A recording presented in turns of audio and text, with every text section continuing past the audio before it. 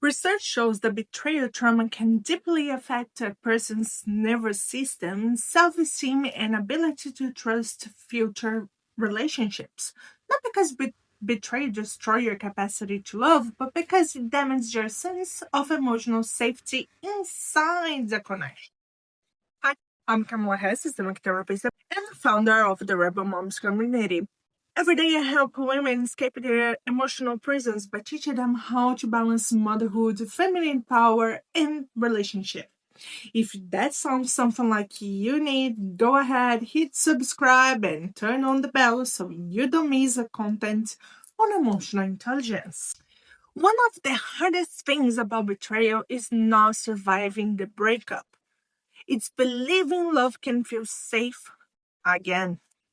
Because betrayal inside a marriage does something very specific to the nervous system. It doesn't only break trust in the other person, but also breaks trust in your own perception. You start replaying memories, questioning the signs we ignore, wondering what was real and what wasn't. And many women leave betrayal carrying one painful belief: I can never trust again. But the truth is, after betrayal, the heart doesn't close because it stopped wanting love. It closes because it's trying to protect itself from the pain it never saw it coming. And honestly, that protection makes sense. When the person who promised safety becomes the source of this emotional destruction, your nervous system learns to associate intimacy with danger. Many women become emotionally warded afterward. They stop opening up and stop believing and stop softening. They tell themselves they are healed because they become independent.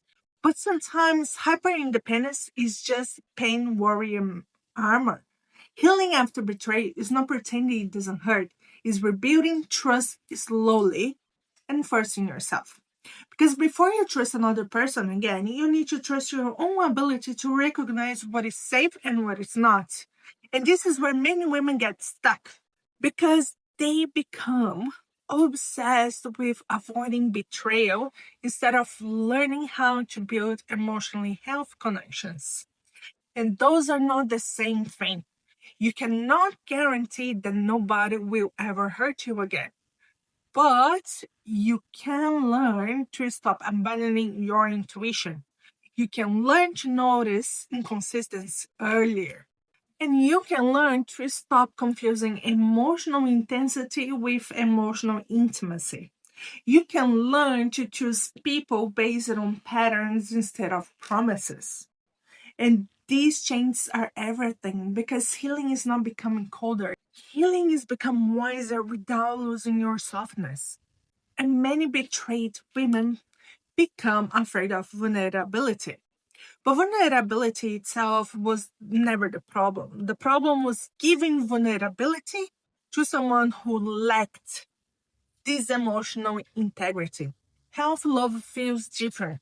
It doesn't require hypervigilance. It does not keep you emotionally anxious. It does not force you to investigate loyalty consistently. Healthy love creates emotional instability over time, and one of the biggest signs you are healing is you will stop chasing certainty and stop building discernment.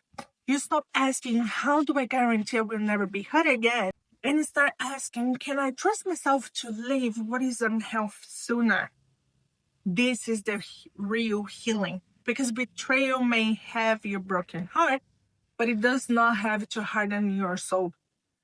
You are still capable of intimacy, still capable of connection, capable of health, love, and one painful relationship does not define your future unless you allow this fear to become your identity.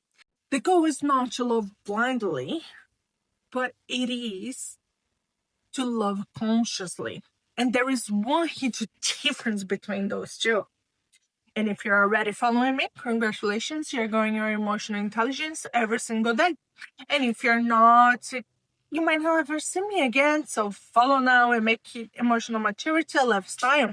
Comment below emotional intelligence is my rebellion, and send this to a woman who is afraid to love again after a betrayal.